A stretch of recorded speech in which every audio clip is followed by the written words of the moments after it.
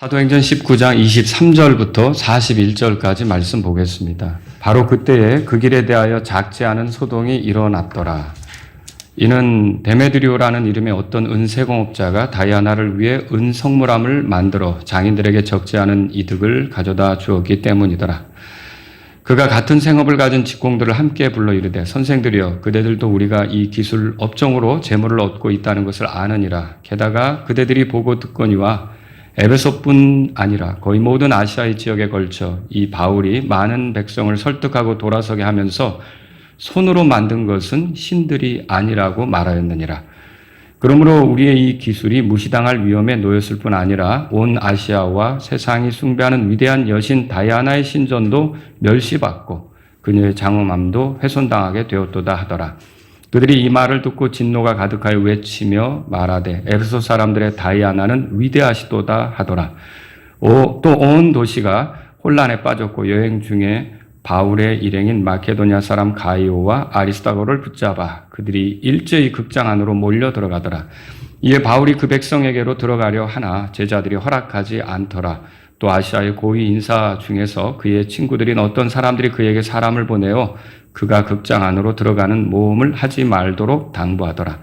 그러므로 어떤 사람들은 이것을 외치고 어떤 사람들은 다른 것을 외치니 이는 모인 무리가 혼란에 빠져 대부분 자기들이 무슨 까닭으로 함께 모였는지 알지 못하였기 때문이더라.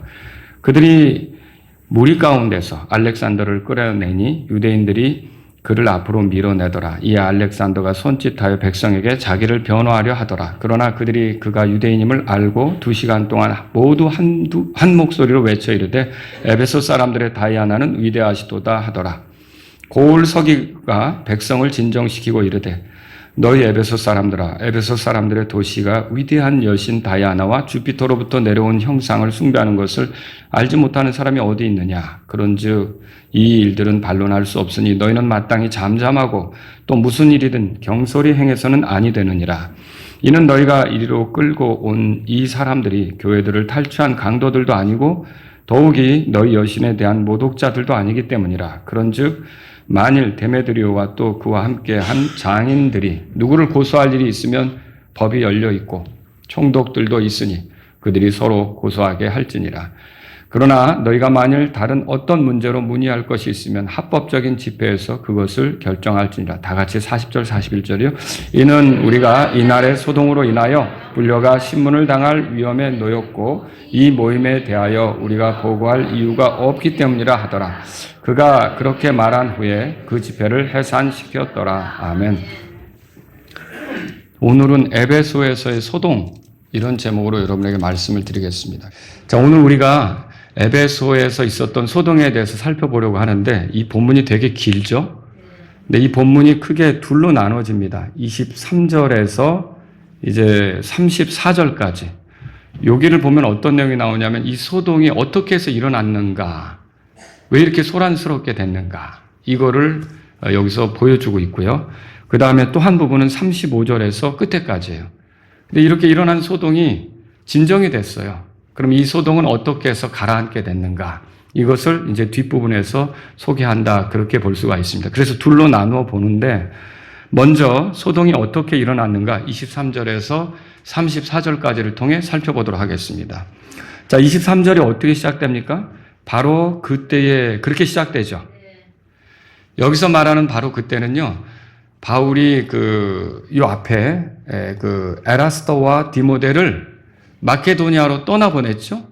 그리고 나서 이제 그 두 사람을 먼저 마케도니아로 가보라고 떠나보내고 났을 때 그때에 일어난 일이다. 이렇게 말할 수가 있습니다. 그때 이제 바울이 다른 형제들과 에베소에 남아 있었는데 이 소동이 일어나게 됐어요. 근데 이 소동에 대해서 표현할 때 23절에 보면 그 길에 대하여 이렇게 돼 있죠. 그럼 그 길은 뭘 얘기할까요? 자, 이거는 문맥적으로 보면 9절에 가보세요. 같은 19장 안에서 9절에 가보면, 자, 거기에 보면, 그러나 여러 사람은 마음이 굳어져 믿지 아니하고 오히려 무리 앞에서 뭐라고 돼 있죠? 그 길에 대하여 비방하니. 이거랑 같이 맥을 이제 이어받는다 보시면 되겠죠. 그러면 이 그 길이다라고 하는 거는요, 문맥적으로 보면 8절에서는요, 하나님의 왕국에 관한 것, 그리고 10절에서 보면요, 주 예수님의 말씀, 10절에 주 예수님의 말씀 찾으셨어요? 예. 그러니까 결국은 뭐예요? 하나님의 왕국으로 들어가게 하시는 예수님에 관한 거죠. 여러분, 바울이 구원받기 전에 한 일을 알고 계실 거예요. 사울일 때. 사도행전 9장에 가보세요. 앞으로 사도행전 9장.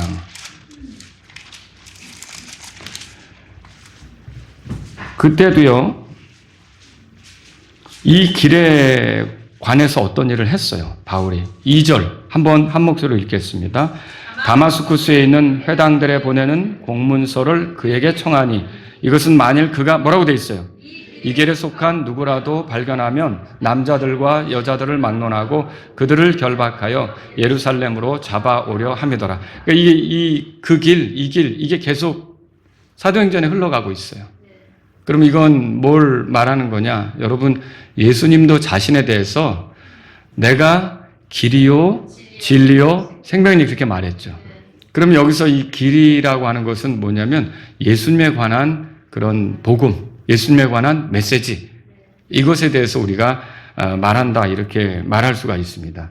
자, 그런데 이 예수님에 관한 복음을 전했을 때, 예수님에 대해서 소개했을 때, 예수님에 대해서 말했을 때, 여기 에베소에서 작지 않은 소동이 일어났어요. 엄청나게 시끄럽게 된 거죠. 그런데 이 소동은 그러면 어떤 교리적인 갈등 때문에 일어난 건가? 아니면은 도덕적인 문제, 윤리적인 문제 때문에 일어난 건가? 아니에요. 경제적인 문제로 이런 일이 일어났어요.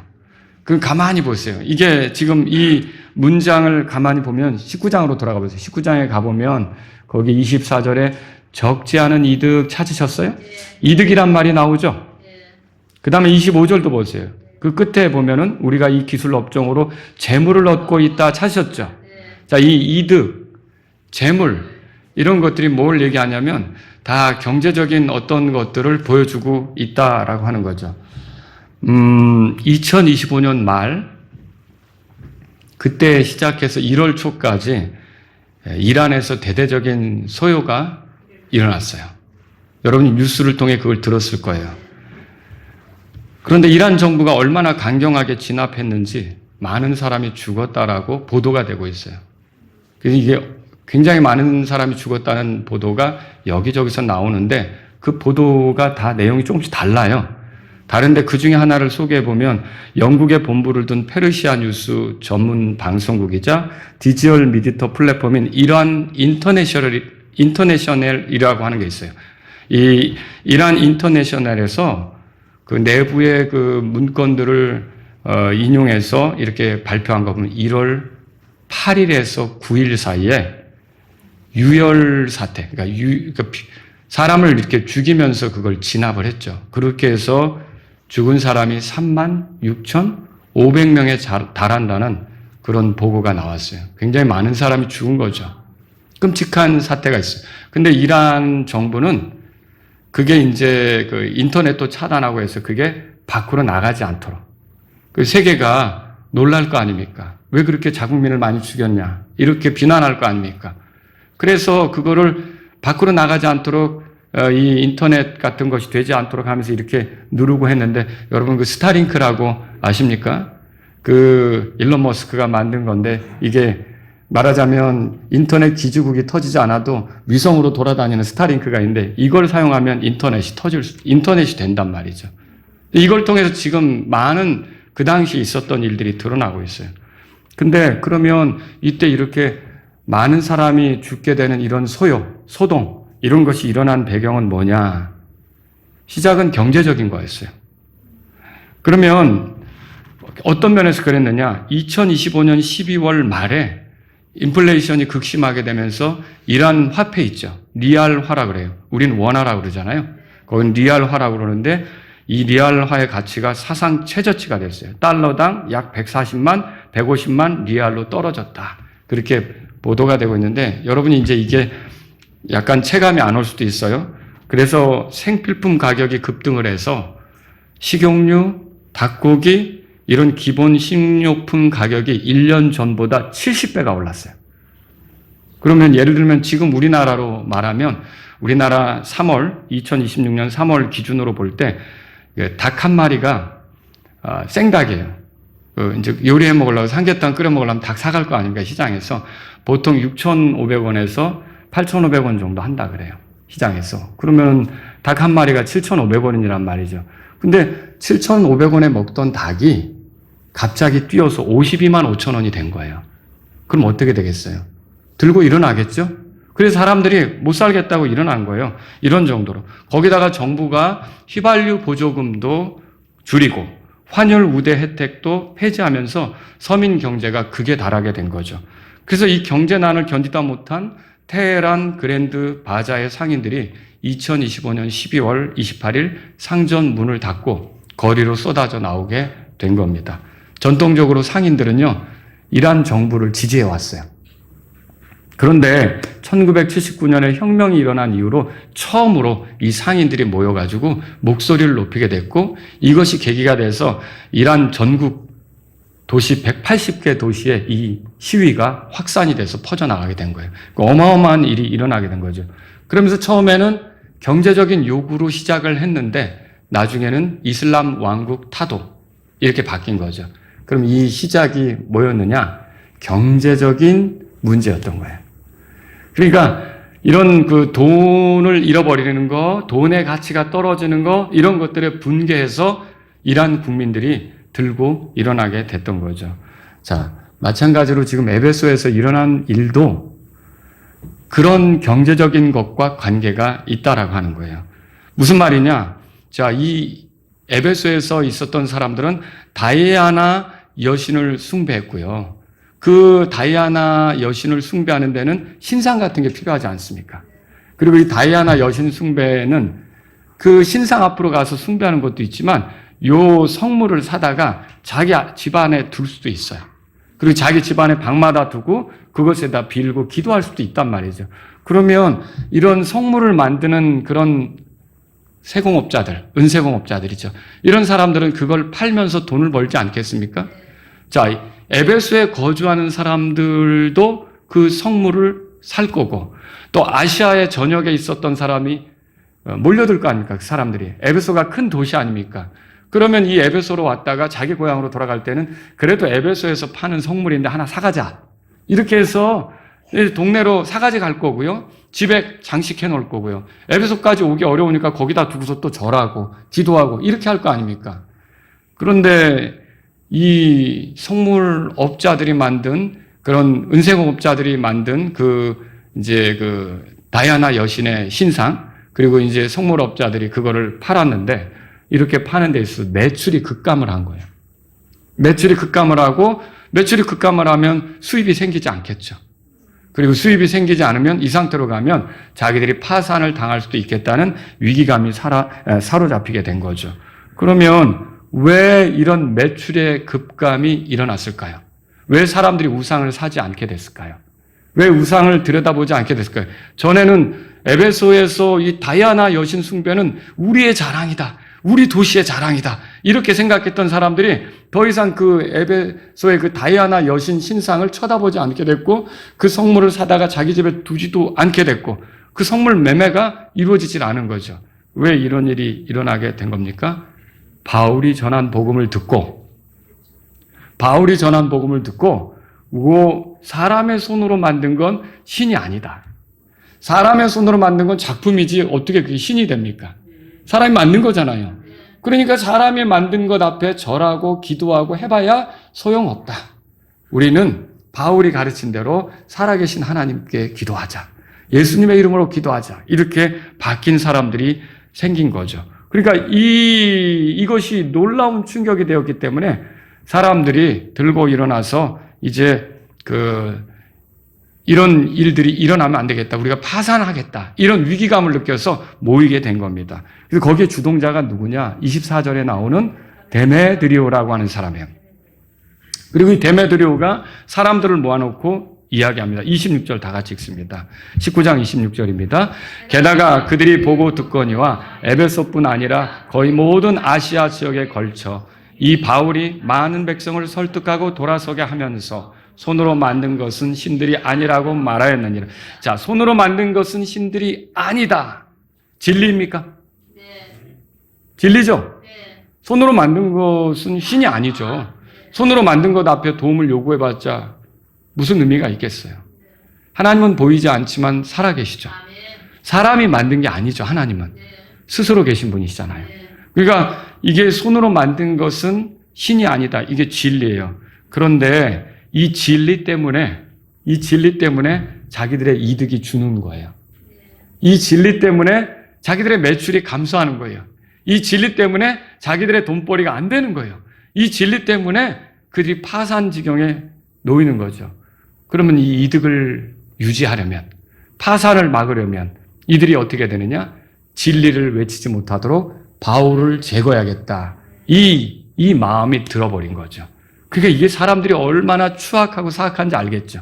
진리가 있는데도 그 진리로 자기들이 손해를 입게 된다면 진리를 치워버리고 싶어 하는 게 사람의 추악한 모습이다라고 하는 거예요. 그래서 결국은 이 진리를 전하지 못하게 해야겠다라는 뜻으로 데메드리오가 이 은세공업자들을 모아놓고 선동하게 됐어요. 어떤 내용으로 선동하느냐? 크게 두 가지인데, 첫째, 우리 기술이 무시당한다.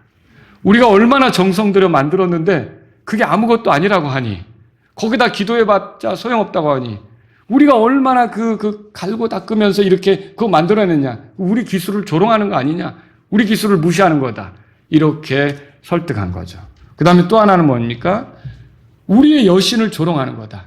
우리가 다이아나를 숭배하는데 그 여신에게 기도해봤자 소용없다니. 그럼 우리 여신도 무시하는 거고 또 우리의 신전도 무시하는 거고 거기로 갈 필요도 없다는 얘기 아니냐? 그러면서 이제 이 데메드리오가 은세공업자들을 설득한 거죠. 그리고 그녀의 장엄함도 훼손당한다. 이렇게 말하면서 이제 은세공업자들을 이렇게 선동했던 거예요. 자, 데메드리오의 선동에 휩쓸린 이 장인들은 진노가 폭발했어요. 이게 무서운 싸움이 그겁니다, 여러분. 종교를 자극해서 싸우는 거. 그러니까 지금 전 세계적으로 역사를 보면 큰 전쟁들은 종교 전쟁이에요. 십자군 이슬람 전쟁 뭐 이런 거 있잖아요. 지금도 인도에서 일어나는 건 힌두교인들하고 기독교인들의 전쟁. 자, 아프리카에서 일어나는 것은 이슬람과 기독교인들의 전쟁. 이런 것들이 일어나고 있는 거죠, 지금도. 그러니까 이 종교 전쟁이 그렇게 극심한 거예요. 종교심을 자극해버리면 사람들이 사나워지는 거죠. 그런데 에베소 여신에 대한 신앙심이 깊은 이들을 자극해서 결국 바울을 그냥 두지 않게 만들었던 거죠. 그래서 이 사람들이 거리로 쏟아져 나왔어요. 그리고 뭐라 그러냐면 에베소 사람들의 다이아나는 위대하시도다 이렇게 외치고 다녔던 거죠. 그러다가 이제 바울의 일행이었는데 마케도니아 사람 가이오하고 아리스다고를 붙잡아서 극장 안으로 데리고 들어갔어요. 그 29절에 나와요.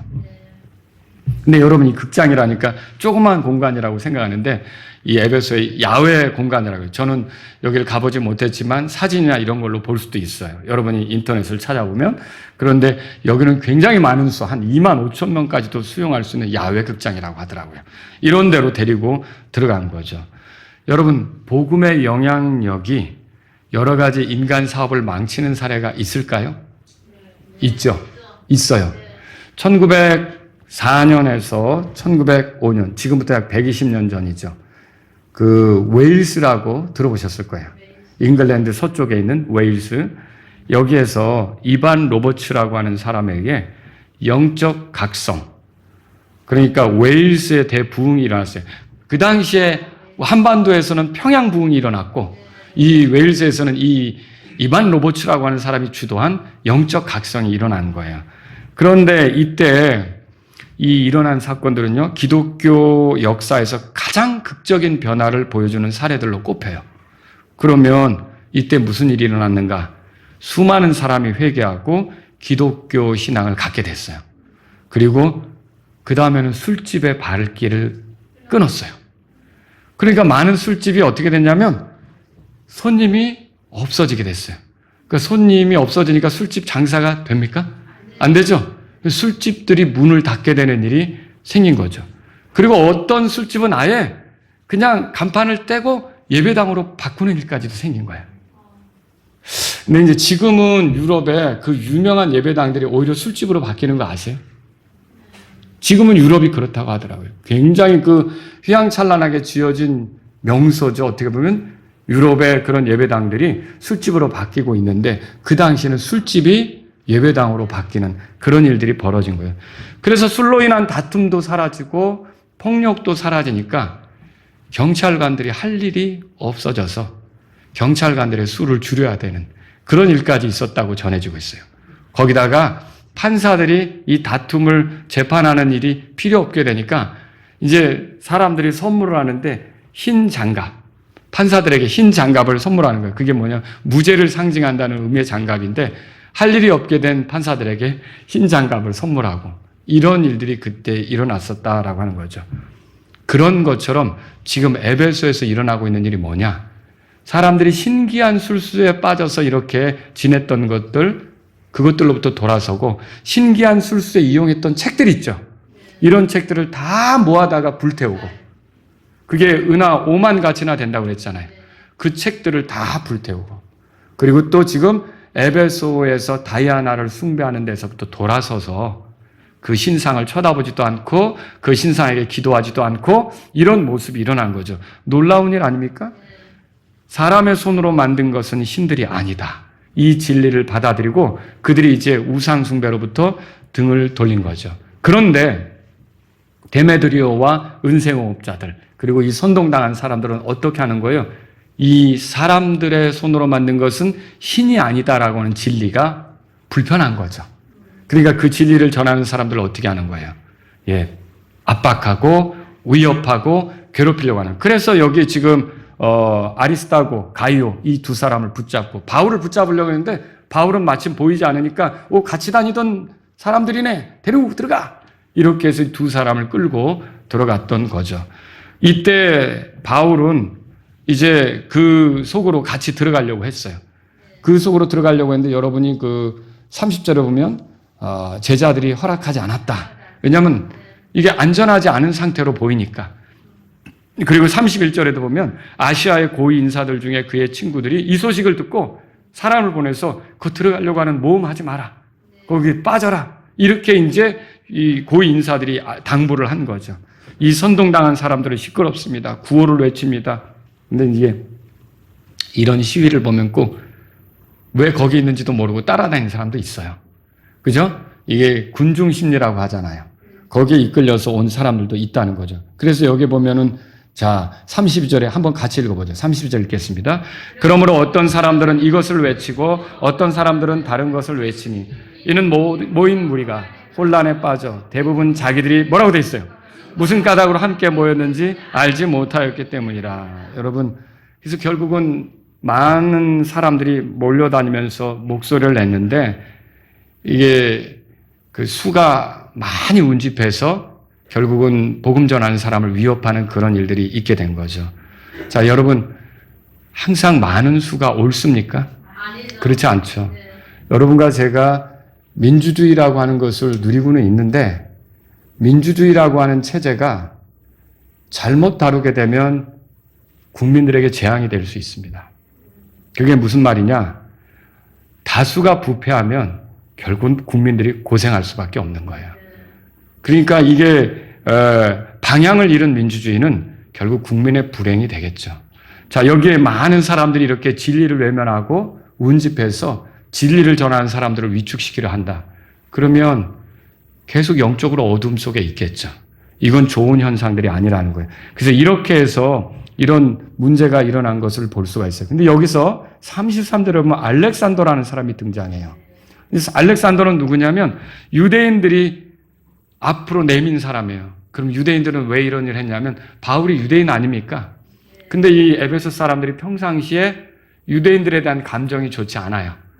그런데 여기서 바울을 이유로 해가지고 이 화살이 유대인들에게까지도 올 수 있으니까 알렉산더를 세워가지고 말하자면 우리는 바울과 상관없다. 바울이 전하는 거랑 우리는 완전히 다르다. 이렇게 하면서 좀 피해가려고 했었는데 그것도 제대로 통하지 않는 알렉산더가 이렇게 존중받거나 그렇게 되지 않은 것으로 보여져요. 사람들이 알렉산더가 변호하려고 했어도 결국은 그걸 무시하고 한 목소리로 에베소 사람들의 다이아나는 위대하다고 2시간 동안이나 외치는 그런 것들을 34절에서 발견할 수 있는 거죠. 그래서 이게 왜 이런 소동이 일어난 거예요? 결국은 복음 때문에 일어났어요. 예수님 때문에 일어났어요. 그리고 이 진리를 기뻐하지 않는 사람들이 이걸 들고 일어났다. 이렇게 보시면 되겠죠. 자, 그러면 소동은 어떻게 진정되었습니까? 여기에 35절에 고울서기 찾으셨어요? 네, 고울서기가 등장하죠. 이 고울서기는 에베소의 행정부에서 선출된 대표예요. 오늘날로 말하면 지방 자치 단체장. 그러니까 어떻게 보면 에베소라는 시에, 에베소라는 고을에 어떻게 보면 시장 같은 그런 위치에 있는 사람이죠. 이 사람이 나서서 이 몸을 해산시키는데 굉장히 논리적으로 해산시켜요. 어떤 얘기들을 하느냐. 첫째 보면요. 에베소에서 다이아나와 주피터로부터 내려온 형상을 숭배하는 것은 누구나 다 아는 이야기다. 이것을 부인할 수는 없다. 이렇게 하면서 경솔히 굴지 말라고 35절, 36절에서 말해요. 여기 주피터로부터 내려온 형상은 운석을 말한다고 보여져요. 이런 그런 특별한 돌, 그리고 다이아나상, 이런 것들을 이렇게 숭배하는데 이 일들은 에베소가 오래전부터 해온 거 너무나도 당연한 일이 아니냐. 뭐 이게 모독받는다고 그러냐. 이건 너무나도 당연한 일이다. 그러니까 에베소 사람들의 다이아나가 위대하다라고 하는 것에 대해서 어떻게 보면 이건 너무 당연한 일 아니냐. 누가 이걸 회방하냐. 우리가 이걸로 지금까지 살아왔는데 이렇게 얘기를 하는 거죠. 그리고 두 번째로요. 이 사람들 그랬어요. 거기 보면은 37절에 이는 너희가 이리로 끌고 온 이 사람들 찾으셨죠. 거기 이 사람들은 누구를 얘기하냐면 가이오와 아리스타고를 얘기하죠. 교회의 물건을 탈취하지 않았다 그렇게 말했어요. 근데 여기 교회들은요. 오늘날 우리 교회들을 얘기하는 게 아니에요. 에베소에 그 있는 다이아나 여신에 관한 신전들 그런 것들을 모아놓은 곳 이런 것들을 얘기하는 거예요. 그래서 에베소 여신의 신전에 실제적인 손해를 끼쳤느냐? 그들에게서 무슨 도둑질이나 이런 것이 있었느냐? 전혀 없다는 거죠. 그런데도 그들을 강제로 끌고 온 거는 너희에게 잘못이다. 이렇게 지적하는 거예요. 아무 잘못도 안 한 사람을 끌고 다니면서 이렇게 하면 어떻게 하느냐. 이렇게 지금 얘기하는 거죠. 세 번째로 만일 데메드리오가 개인적인 불만이 있다면 지방 총독에게 재판으로 소송할 수 있다. 그게 38절 내용이에요. 만일 공적인 불만이 있다면 합법적인 집회에서 그걸 제기할 수 있다. 이렇게 39절에 나오는 얘기예요. 그런데 그런 법적 절차를 무시하고 이렇게 소요를 일으키고 이렇게 군중들을 선동하고 이런 것들은 적절하지 못하다. 디메드리오가 잘못했다고 이렇게 지적을 하는 거죠. 그리고 거기다가 네 번째 여기 40절 41절에서 뭘 얘기하는 거냐면 이 자리에 모인 그 군중들이 로마 제국으로부터 붙잡혀가서 이제 무슨 신문을 받고 조사를 받고 할 때 나는 이 도시의 시장으로서 이 도시의 대표로서 너희들을 도와주고 싶지만 이런 식으로 했다면 내가 도와줄 근거가 없다. 법을 무시하고 법대로 하지 않았으니 어떻게 도와줄 수 있겠느냐. 그러면 이 소리를 들었을 때 사람들이 어떻게 할 거예요? 하나씩 하나씩 그 자리를 떠날 수밖에 없는 거죠. 그래서 데메드리오가 몰고 온 그 군중들 이런 사람들을 그 고을의 서기가 논리적으로 설명을 해서 다 이렇게 해산시키는 그런 일이 있었다라고 하는 거죠. 여러분 이 본문은 우리에게 복음이 전해져야만 하는 두 가지 이유를 보여줍니다. 첫째는 이 세상이 사악하기 때문에 그래요. 여러분 이 세상이 하나님을 공경하고 하나님께 속해 있고 하나님을 두려워한다면 뭐 예수님 믿으라고 할 필요가 없겠죠. 이미 다 믿는데. 근데 이 세상은 추악하고 사악하며 이대로 살다가는 어떻게 되겠어요? 하나님의 심판으로 멸망할 수밖에 없는 거죠. 그리고 또 다른 하나는 뭡니까? 복음에는 권능이 있어요. 거짓과 진리를 분간해내고 사람들이 회개할 수 있게 하고 그리고 사람이 손으로 만든 신들이 아니라 참 하나님이신 분께로 돌아오게 만드는 게 복음이란 말이죠. 이걸 반드시 전해야 된다는 거죠. 주님의 제자들은요, 진리와 거짓을 구분할 필요가 있는 거예요. 선동은 늘 그럴듯하게 보이죠. 근데 여러분, 세상에서 일어나는 선동의 이면에는 뭐가 있느냐? 돈이 되었든, 권력이 되었든, 유명세가 되었든, 그 선동하는 사람들이 추구하려고 하는 이득이 있는 거예요. 그러니까 우리가 그것들을 잘 간파하는 게 필요한 거죠. 인간의 추악한 본능을 다 드러내는 게 그 이득을 감추고 권력을 잡기 위해서 사람들을 선동하고 국민들을 위하는 것 같아요. 근데 실상은 그들이 목적이 다른 데 있는 거죠. 이런 것들은요, 우리가 그리스도의 제자라면 그냥 따라갈 게 아니라 간파할 수 있어야 된다는 거죠. 그것에 대해서 우리가 정신을 바짝 차리고 있어야 된다는 거죠. 어떤 사람들은 기독교인들을요, 평등을 싫어한다고 선동합니다. 맞습니까? 여러분, 성소수자에게 적대적이라고 합니다. 여권을 무시한다고 합니다. 그런데 표면상 그들은 성소수자들을 대변하고 여권 신장을 부르짖으면서 여자들을 위하는 것 같지만 그들 이면에는요, 기독교를 위축시키고 자기들이 뭔가 발언권을 갖는다든지 자기들이 뭔가 지지자들을 얻는다든지 자기들이 힘을 갖고 싶은 게 있는 거죠. 그러니까 얼마나 그게 추악한 겁니까? 그래서 예수 그리스도의 제자들은요, 이런 선동들을 그대로 따라가면 안 되는 거고, 이런 선동을 하는 사람들을 지지해서는 안 되는 거예요. 그럼 그런 선동을 하는 사람들을 지지하는 건 뭐예요? 결국은 그리스도인들에게 화를 겨눌 수 있도록 화를 지어주는 것과 같은 거예요. 여러분들이 선거에 참여할 때도 우리 한 표 한 표가 결국은 우리의 그 안전한 삶과 우리 자녀들을 위한 삶과 이런 것들을 결정한다고 한다면 신중하게 하셔야 되는 거죠.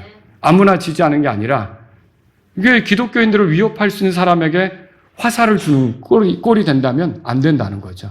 저와 여러분들은 정신을 바짝 차리고 이런 선동에 노란하지 않도록 깨어 있어야 하는 것입니다.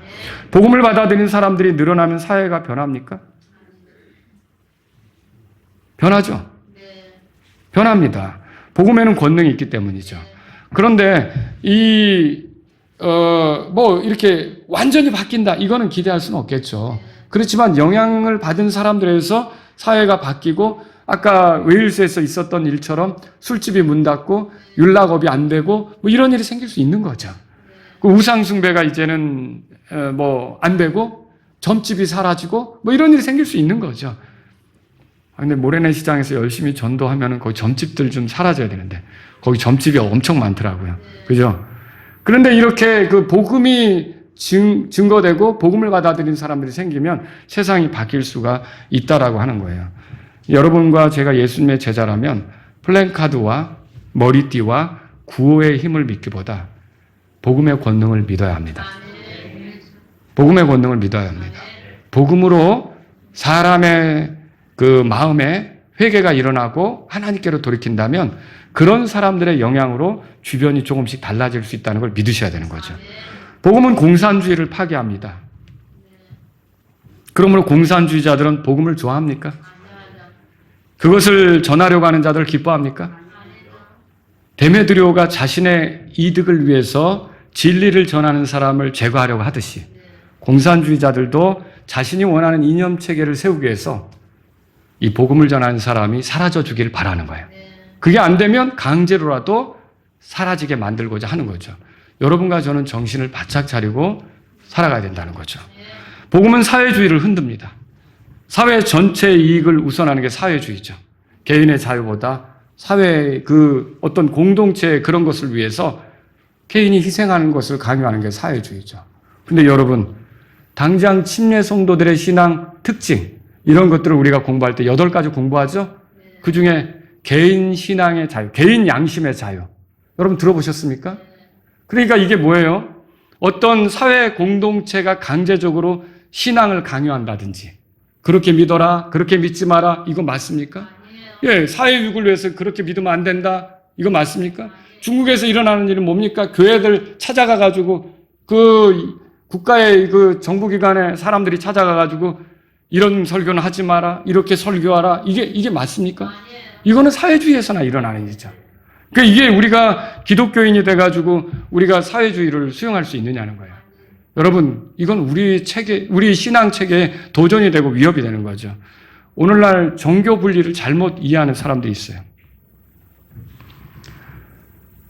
정부가 뭔가를 하는 것에 대해서 교회가 의견을 낼 수 있습니까? 낼 수 있죠. 교육계도 의견을 내고, 언론계도 의견을 내고 노동계도 의견을 내고 다 낼 수 있는 거죠. 이런 것들은 좀 옳지 않다. 이런 의견을 얼마든지 낼 수 있는 거죠. 자, 이런 걸 낼 수 있는 거예요. 그러면 정교 분리는 뭐예요? 그렇지만 그 의견을 내면서 정부 위에 교회가 군림해서 국가교회가 되는 그런 개념이 있죠. 그걸 반대한다는 거예요. 로마 제국이 교회하고 결탁해서 로마 카톨릭이 나온 것처럼 루터 교하고 이제 독일 제국이 독일이 결탁해서 루터교가 나온 것처럼 영국하고 교회가 섞여서 국교회가 나온 것처럼 그런 개념을 거부한다는 거예요. 우리나라 국교가 뭐예요? 기독교입니까? 아니죠. 우리나라 국교가 기독교가 되는 게 정말 우리의 바람입니까? 아니죠. 침례 성도들은 그걸 원하는 건 아니라는 거죠. 그러니까 이게 교회가 국가 위에 정부 위에 군림해서 말하자면 무슨 교단의 총회장이 이제 대통령을 좌지우지하고 이러면 됩니까? 안 되는 거죠. 그거는 반대로 교회가 불편하다고 교회가 가진 생각이 정부하고 다르다고 정부가 교회를 통제하려고 하고 교회를 핍박하려고 하고 교회를 컨트롤하려고 하고 하면 됩니까? 그거 정교분리 아니죠. 그게 정부에 의한 교회 간섭이죠. 그게 어떻게 정교분리예요? 정교분리를 엉뚱하게 사용하는 사람들이 있어요. 그래서 저와 여러분들은 이 데메드리오 같은 그런 자기들의 이득을 위해서 사람을 선동하는 것에 대해서 조심하셔야 돼요. 이런 일은 얼마든지 지금도 일어날 수 있다는 거죠. 복음은 진화론과 충돌합니다.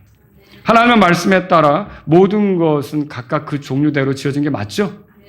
그래요. 그런데 하나님을 자신의 삶에서 치워버리려고 하는 사람들은 뭘 주장하느냐면 하나님이 창조했다고 믿지 않고 모든 게 어떤 그 원시 생명체에서 됐다고 보는 거예요. 여러분, 원시 생명체에서 진화가 돼가지고 여기까지 왔다는 거죠. 맞아요? 그래서 그건 아니다.